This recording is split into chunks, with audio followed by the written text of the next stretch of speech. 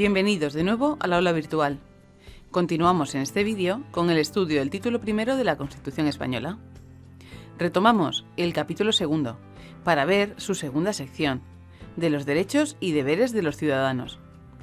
Como comentamos en el anterior vídeo, esta sección sigue recogiendo derechos, pero estos no son fundamentales como los de la sección primera, por lo que en este caso se van a regular mediante ley ordinaria, no mediante ley orgánica, y gozarán de un nivel de protección medio.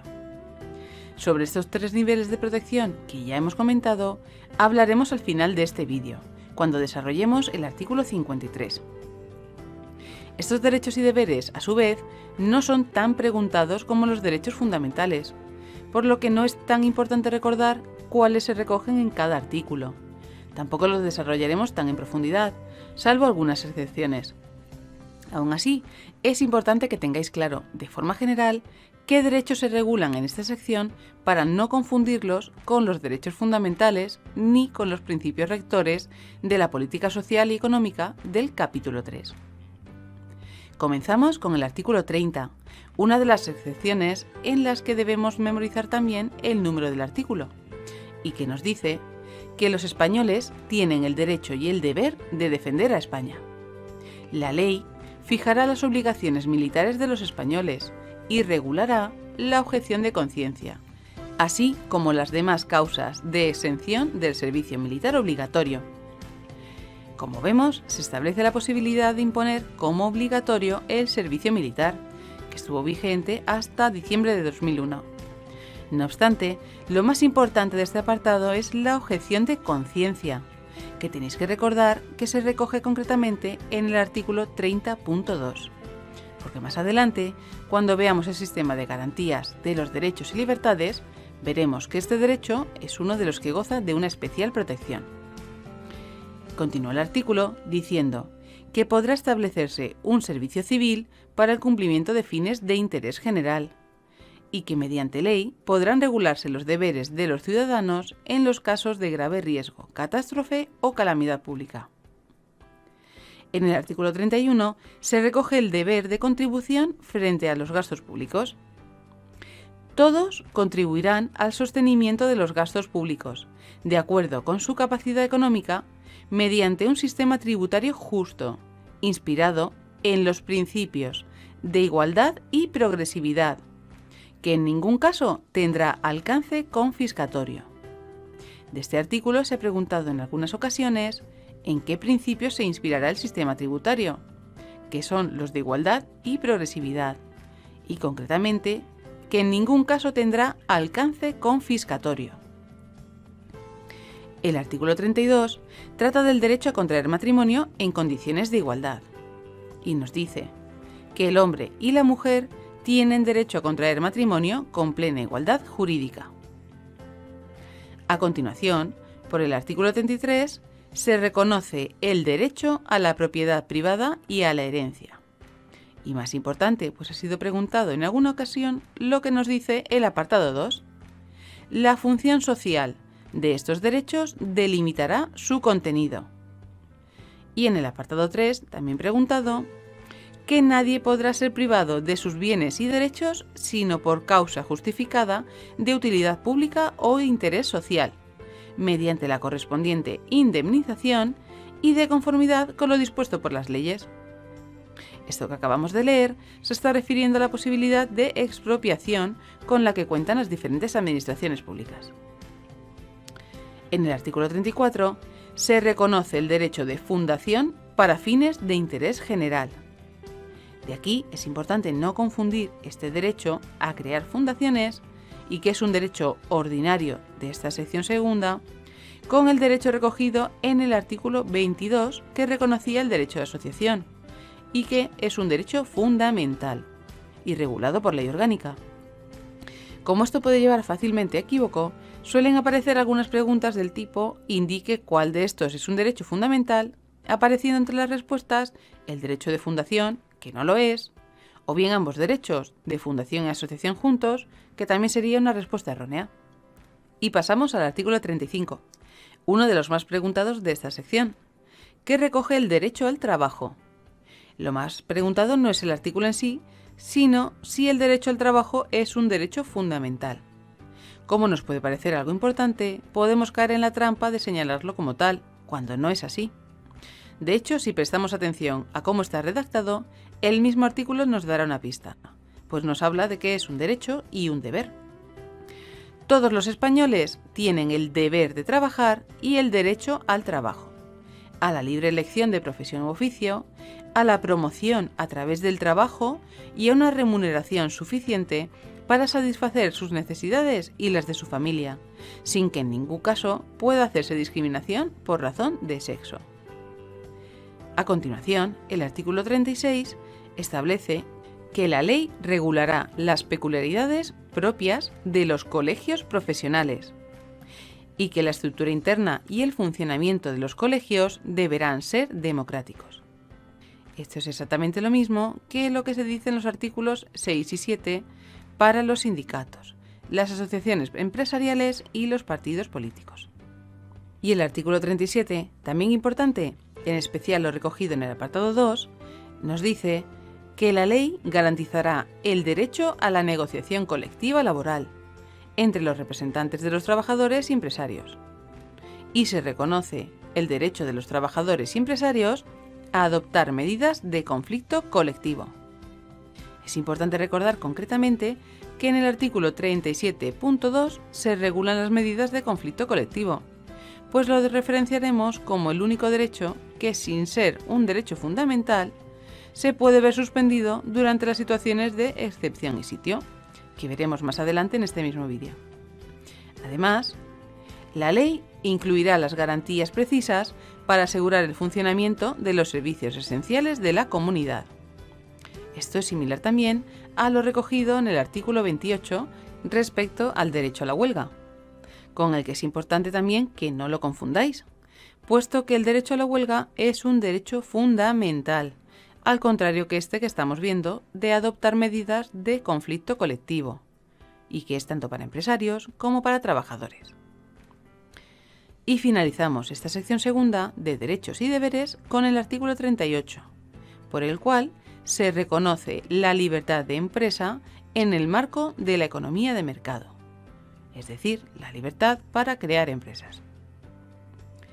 Y pasamos al capítulo tercero del título primero, denominado de los principios rectores de la política social y económica. Estos principios, sin tener tanto peso como los derechos, fundamentales o no, que hemos visto anteriormente, van a tener que tenerse en cuenta a la hora de elaborar las leyes y gobernar, y como veremos más adelante, gozarán de un nivel de protección bajo. De este capítulo, al igual que hemos visto para la sección segunda del capítulo segundo, y salvo algunas excepciones que comentaremos, no es necesario estudiar los números de los artículos, sino solo saber de forma general qué derechos o cuestiones se configuran como principios rectores, nuevamente para no confundirlos con los derechos del capítulo anterior. Otra cuestión que nos puede ayudar a no confundirlos es que, salvo dos artículos, todos contienen la expresión los poderes públicos, seguida de un verbo como aseguran, promoverán, fomentarán, garantizarán, etc. Empieza el capítulo con el artículo 39, sobre la protección a la familia. Los poderes públicos aseguran la protección social, económica y jurídica de la familia. Los poderes públicos aseguran, asimismo, la protección integral de los hijos, iguales estos ante la ley con independencia de su filiación, y de las madres, cualesquiera que sea su estado civil. La ley posibilitará la investigación de la paternidad. A continuación, el artículo 40 recoge una serie de derechos relacionados con la economía y las condiciones laborales. Los poderes públicos promoverán el progreso social y económico, una distribución de la renta regional y personal más equitativa, una política de estabilidad económica y una política orientada al pleno empleo. Asimismo, los poderes públicos fomentarán la formación y readaptación profesionales, velarán por la seguridad e higiene en el trabajo y garantizarán el descanso necesario. Por el artículo 41 se establece el régimen de seguridad social. Los poderes públicos mantendrán un régimen público de seguridad social para todos los ciudadanos. Y el artículo 42 protege especialmente a los emigrantes españoles que se encuentren fuera de territorio nacional. El Estado velará especialmente por la salvaguardia de los derechos económicos y sociales de los trabajadores españoles en el extranjero. Fijaros que es una de las dos excepciones en las que no son los poderes públicos, sino el Estado, en este caso, el que velará por este derecho. A continuación, el artículo 43, este sí, muy importante de recordar su número y memorizarlo completamente, recoge el derecho a la protección de la salud. Ya hemos comentado varias veces la importancia de no confundir este derecho con un derecho fundamental o con un derecho y deber de la sección segunda, y que tengáis en cuenta que por estar recogido aquí como principio rector, y aunque es indiscutiblemente un derecho muy importante, solo va a gozar del menor nivel de protección que la Constitución española reserva a estos tres bloques de derechos. Esto es muy importante tenerlo en cuenta porque si no lo tenemos súper claro y a la hora del examen solo aplicásemos el sentido común, es fácil que caigamos en la típica pregunta trampa en la que, preguntando por los derechos fundamentales, aparezca el derecho a la protección de la salud entre las respuestas, y pensando que el derecho a la salud es algo importante, lo señalemos como tal. Así, nos dice este artículo que se reconoce el derecho a la protección de la salud. En el apartado 2, que compete a los poderes públicos organizar y tutelar la salud pública a través de medidas preventivas y de las prestaciones y servicios necesarios. Y en el apartado 3, también muy preguntado, que los poderes públicos fomentarán la educación sanitaria, la educación física y el deporte. Asimismo, facilitarán la adecuada utilización del ocio. Ojo con este artículo que en alguna ocasión han preguntado por la literalidad del mismo, cambiando los verbos de organizar y tutelar, fomentarán y facilitarán, bien entre sí o por otros que no tengan nada que ver. Así que recordar concretamente lo que os hemos reseñado en color rojo, que los poderes públicos organizarán y tutelarán la salud pública, fomentarán la educación sanitaria, la educación física y el deporte, y facilitarán la adecuada utilización del ocio. A continuación, el artículo 44 recoge el derecho al acceso a la cultura y la ciencia. Los poderes públicos promoverán y tutelarán el acceso a la cultura y además promoverán la ciencia y la investigación científica. El artículo 45 recoge a su vez el derecho a disfrutar del medio ambiente, así como el deber de conservarlo. Importante también que no caigáis en la trampa de señalarlo como uno de los derechos y deberes de la sección segunda del capítulo 2, pues tal como está redactado es fácil que os confundáis. Todos tienen el derecho a disfrutar de un medio ambiente adecuado, así como el deber de conservarlo. Y el apartado 2 continúa diciendo que los poderes públicos velarán por la utilización racional de todos los recursos naturales. El siguiente artículo, el 46, recoge la conservación del patrimonio. Los poderes públicos garantizarán la conservación y promoverán el enriquecimiento del patrimonio histórico, cultural y artístico de los pueblos de España. Y el artículo 47, el cual también es conveniente recordar su número, recoge el derecho a la vivienda. Por su importancia, también es fácil que lo confundáis con un derecho fundamental o un derecho y deber del capítulo 2. Así que no, recordad que el derecho a la vivienda es un principio rector y por ello solo goza del menor nivel de protección de los derechos. Así nos dice el artículo que todos los españoles tienen derecho a disfrutar de una vivienda digna y adecuada. Los poderes públicos promoverán las condiciones necesarias, regulando la utilización del suelo de acuerdo con el interés general para impedir la especulación. Por su parte, el artículo 48 recoge que los poderes públicos promoverán las condiciones para la participación libre y eficaz de la juventud. Y los artículos 49 y 50, los cuales también os aconsejamos recordéis sus números, tratan de dos aspectos también importantes para la asistencia sanitaria integral a personas con necesidades especiales y a la tercera edad. Así, el artículo 49 nos dice que los poderes públicos realizarán una política de previsión, tratamiento, rehabilitación e integración de los disminuidos físicos, sensoriales y psíquicos, a los que prestarán la atención especializada que requieran. Y el artículo 50, respecto a la tercera edad, que los poderes públicos garantizarán la suficiencia económica a los ciudadanos durante la tercera edad. Asimismo, promoverán su bienestar mediante un sistema de servicios sociales que atenderán sus problemas específicos de salud, vivienda, cultura y ocio. A continuación, el artículo 51 recoge el derecho a la defensa de consumidores y usuarios. Los poderes públicos garantizarán la defensa de los consumidores y usuarios, protegiendo la seguridad, la salud y los legítimos intereses económicos de los mismos. Además, los poderes públicos promoverán la información y la educación de los consumidores y usuarios. Y en el artículo 52, con el que finaliza este capítulo, habla sobre las organizaciones profesionales. Esta es la segunda excepción que comentamos que no cita a los poderes públicos como garantes del derecho, sino en este caso a la ley. La ley regulará las organizaciones profesionales que contribuyan a la defensa de los intereses económicos que les sean propios. Su estructura interna y funcionamiento deberán ser democráticos. Estas organizaciones profesionales se crean para defender los intereses de ciertos colectivos de trabajadores y, al igual que habíamos dicho para los colegios profesionales, con los que guardan cierta semejanza, así como para los sindicatos y organizaciones empresariales, su estructura interna y funcionamiento deberán ser democráticos. Sin embargo, cada una de estas agrupaciones pertenece a un bloque distinto de derechos, que es con lo que normalmente juegan en las preguntas de examen para llevarnos a confusión.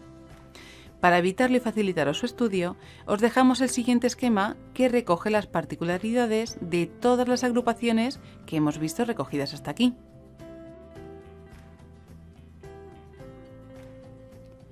Y continuamos con el capítulo cuarto de este primer título, de las garantías de las libertades y derechos fundamentales. En él se recogen una serie de garantías que aseguran el cumplimiento de los derechos y libertades que hemos visto previamente y que hemos diferenciado en tres bloques, cada uno con un nivel distinto de protección.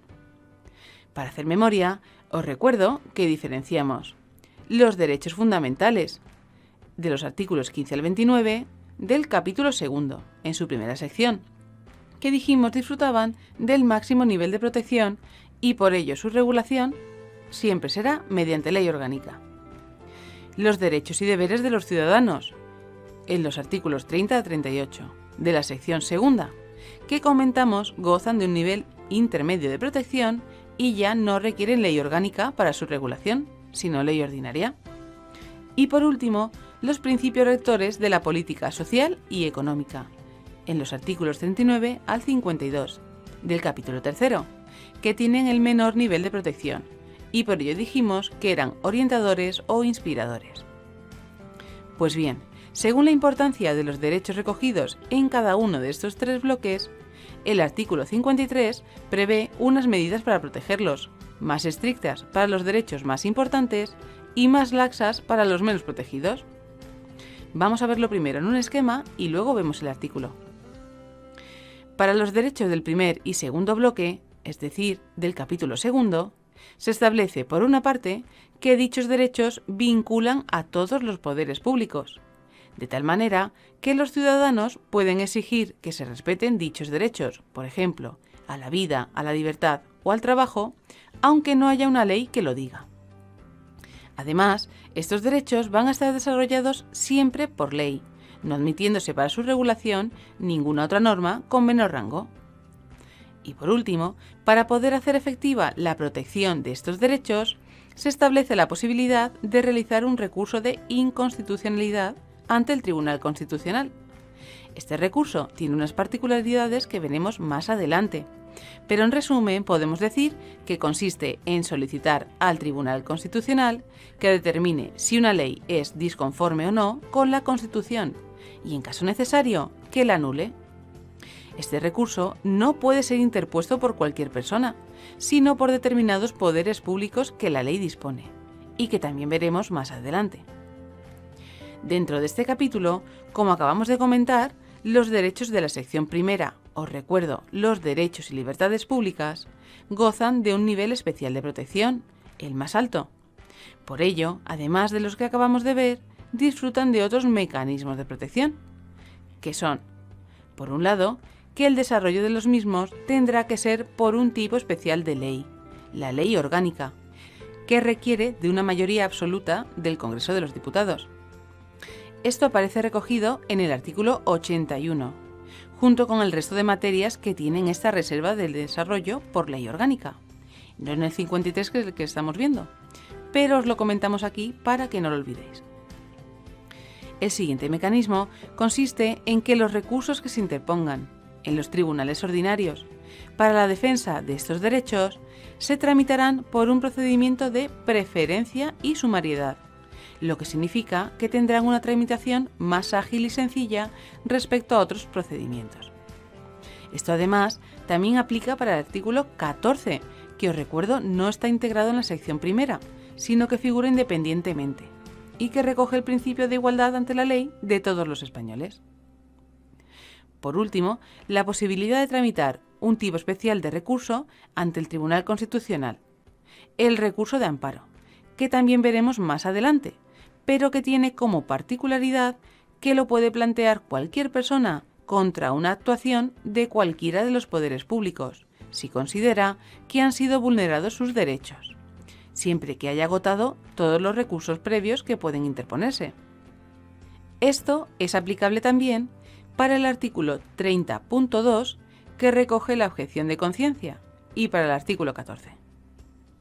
Finalmente, el mecanismo de protección para los principios rectores del capítulo 3, que os recuerdo que contiene el derecho de la salud, entre otros, va a consistir simplemente en el reconocimiento, respeto y la protección de estos derechos, los cuales inspirarán las actuaciones de todos los poderes públicos, y que solo podrán ser alegados ante tribunales ordinarios, no ante el Tribunal Constitucional, como hemos visto para los derechos del capítulo 2, y según lo que indiquen las leyes que lo desarrollen.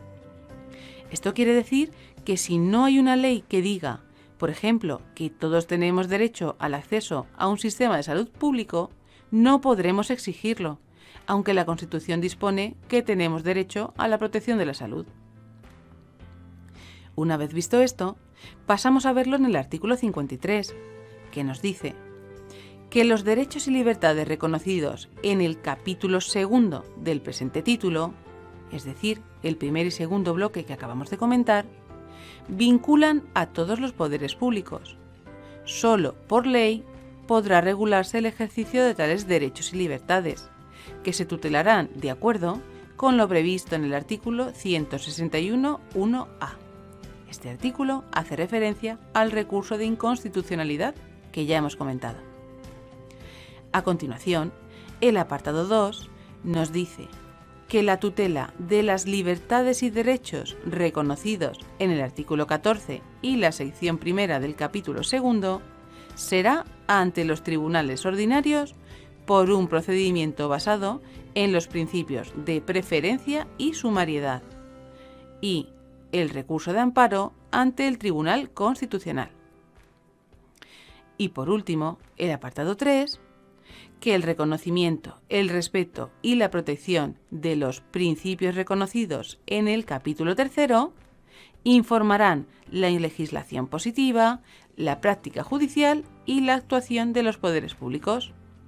Solo podrán ser alegados ante la jurisdicción ordinaria de acuerdo con lo que dispongan las leyes que lo desarrollen. Una vez visto esto, tened en cuenta que la pregunta más típica será: indique cuál de estos derechos está protegido mediante recurso de inconstitucionalidad o mediante recurso de amparo, o cualquiera de los mecanismos que hemos visto en este artículo, por lo que lo más importante es que memoricéis el esquema que os hemos facilitado. Y finaliza este capítulo con el artículo 54. Este sí, importante recordar su número y que aparece la figura del defensor del pueblo, pues ha sido bastante preguntado. Nos dice el artículo que una ley orgánica regulará la institución del defensor del pueblo, como alto comisionado de las Cortes Generales, designado por estas para la defensa de los derechos comprendidos en este título, y a cuyo efecto podrá supervisar la actividad de la Administración, dando cuenta a las Cortes Generales. Pues bien, de aquí se desprenden varias cuestiones sobre esta figura. Importante aprenderlas, pues os insisto, son bastante preguntadas. Primero, que esta figura se regulará mediante ley orgánica. Segundo, su definición, como alto comisionado de las Cortes Generales, y que se crea para la defensa de todos los derechos del título primero, sin distinguir si son derechos fundamentales, derechos y deberes o principios rectores. Y por último, que podrá supervisar la actividad de la Administración y que solo tendrá que dar cuenta de sus actuaciones a las Cortes Generales, esto es, Congreso y Senado, no ante ningún otro órgano. Otro dato curioso, pero importante, es que la figura del defensor del pueblo nace en Suecia en el siglo XIX, con la figura del Ombudsman, que significa representante. Este nombre es el que tenéis que recordar, pues ha sido preguntado en alguna ocasión como antecedente del defensor del pueblo. Y pasamos a ver el capítulo 5, de la suspensión de los derechos y libertades, con el que termina este primer título. La Constitución española contempla que ciertos derechos puedan quedar suspendidos en determinados supuestos, bien para personas concretas o para toda la colectividad. Esto se recoge en el artículo 55, del cual es importante recordar su número. Veremos primero el artículo y a continuación haremos algunas aclaraciones. Así, según dispone el artículo, los derechos reconocidos en los artículos 17, 18 apartados 2 y 3, artículos 19, 20 apartados 1a y d y 5, artículos 21, 28 apartado 2 y artículo 37 apartado 2, podrán ser suspendidos cuando se acuerde la declaración del estado de excepción o de sitio. Se exceptúa el apartado 3 del artículo 17 para el supuesto de declaración del estado de excepción. Y en el apartado 2, una ley orgánica podrá determinar la forma y los casos en los que los derechos reconocidos en los artículos 17 apartado 2 y 18 apartados 2 y 3 pueden ser suspendidos para personas determinadas, en investigaciones correspondientes a la actuación de bandas armadas o elementos terroristas. Para poder entender lo que acabamos de ver, vamos a comentar primero el artículo 116, el cual recoge los estados de alarma, excepción y sitio.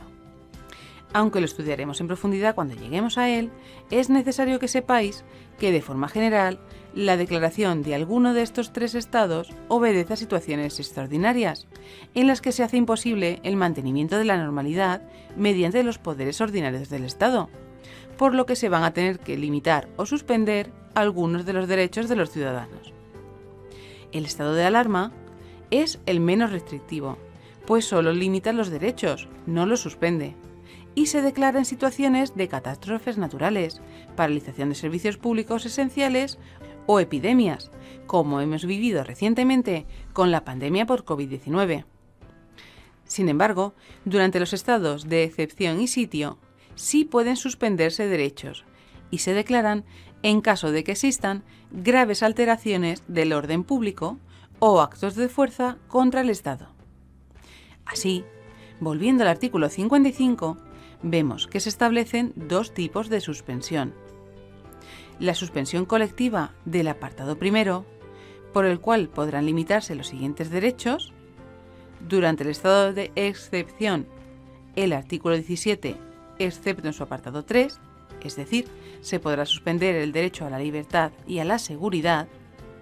El artículo 18.2 de inviolabilidad del domicilio y 18.3 de secreto de las comunicaciones, el artículo 19 de libertad de circulación y residencia, el artículo 20.1 en lo que respecta a la libertad de prensa y de otras formas de comunicación, y el artículo 20.5 por el cual solo por resolución judicial se puede proceder al secuestro de las comunicaciones, el artículo 21 del derecho de reunión, el artículo 28.2 del derecho de huelga y el artículo 37.2 del derecho a tomar medidas de conflicto colectivo.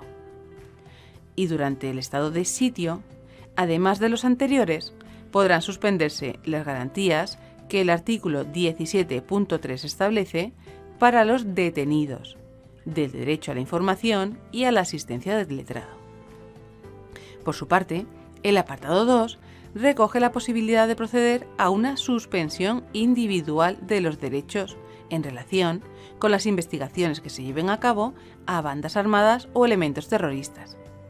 En este caso, los derechos que podrán suspenderse son los de los artículos 17.2 sobre el plazo máximo de 72 horas para la detención preventiva, el 18.2 sobre la inviolabilidad del domicilio y el 18.3 sobre el secreto de las comunicaciones. Y con esto finalizamos este segundo vídeo del título primero de la Constitución Española. Como siempre, os reseñamos los aspectos más importantes vistos, que han sido el artículo 43, que recoge el derecho a la salud, el esquema sobre los mecanismos de protección de los 3 bloques de derechos, el artículo 54, sobre el defensor del pueblo, y el esquema sobre la suspensión de derechos del artículo 55. Nos vemos en el próximo vídeo.